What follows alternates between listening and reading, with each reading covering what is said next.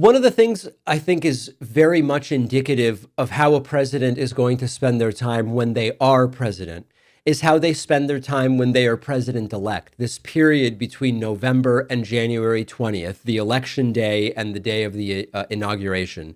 What are individuals doing during that time? And when we look at what Donald Trump has been doing during that time, it signals in absolutely every way that this is going to be another distraction presidency. And what I mean by that is Trump being constantly distracted. He seems to have no interest whatsoever in moving back to Washington, D.C. and living in the White House. He seems to want to hang out at Mar-a-Lago by the pool, DJing and dancing to YMCA and hanging out with people that are, to call them friends might be a bit much, but at least minimally people who are willing to pretend to like Trump in order to get access and hang out at Mar-a-Lago. And part of what makes me convinced that this is going to be a completely whacked presidency is not only the evidence from presidency number one, but it's that most days Donald Trump is just spending hours and hours and hours in the middle of the night, mind you, posting to Truth Central. What I'm about to show you took place sort of like around 1 a.m. last night into 2 a.m., some of the posts even later than that. And it is a sort of peek into the absurdity of what Donald Trump is thinking about and focused on. And I think it does give us a window into what his priorities are going to be once he becomes president again. Donald Trump spending hours last night, and I'm going to show you some of these, posting articles, essentially all articles about either conspiracy theories or self-aggrandizing ego boosts. For example, a Fox News article saying that he should get to decide what happens with TikTok when he goes back to the White House. Theme: Trump knows more than everybody, and Trump should get to make every decision. A poll from Twitter, which means nothing, about whether people like Trump or Kamala Harris better. Big shock, 96% say they like Donald Trump better. More polls about more articles about how everyone is bowing down to Trump. And by the way, most of these are from extremely low quality websites like one called PJ Media. The Trump effect: 2 governors join GOP.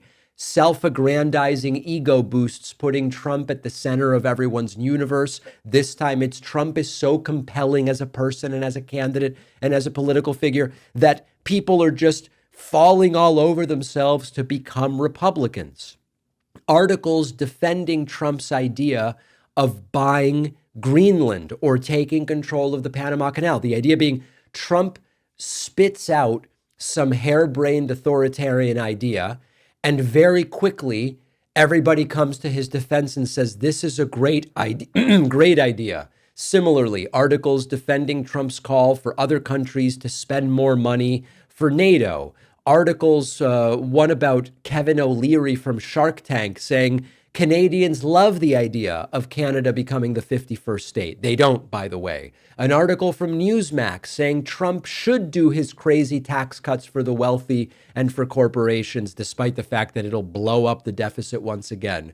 An article from the Washington Examiner with the most self-serving pictures of Trump after getting shot and during the McDonald's stunt and others. Articles from conspiracy sites like the Gateway Pundit about how all of the late night shows are failing thanks to their bashing of Donald Trump. And on and this everything I've shown you so far is within the same hour.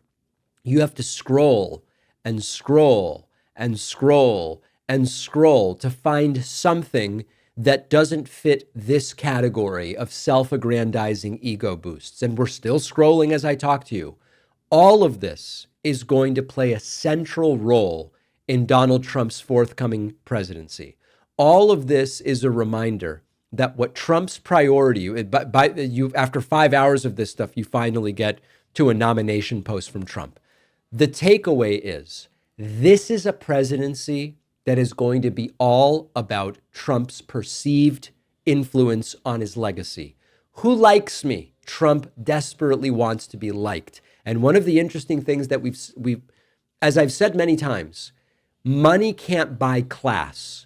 And one of the things you notice when you see Trump's various homes is despite all the money, It's very gaudy and classless.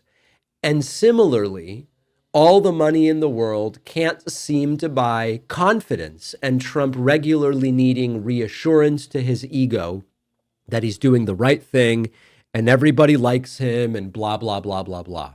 So that's what we are to expect. And I think that we are going to see far more of these middle of the night explosions. The new year is here, and there is no better time to commit to your fitness goals. Alpha Progression is the ultimate science-backed workout app to help you crush your goals in the gym with fully customizable plans. Why choose Alpha Progression? It has a 4.9 star rating in the app stores from thousands of glowing reviews. It was twice named Apple's App of the Day. It's just a great value, easy to use interface, and completely customizable. It's been created by seasoned bodybuilders, and the app will offer expert guidance and strategies similar to a personal trainer, but at a fraction of the cost.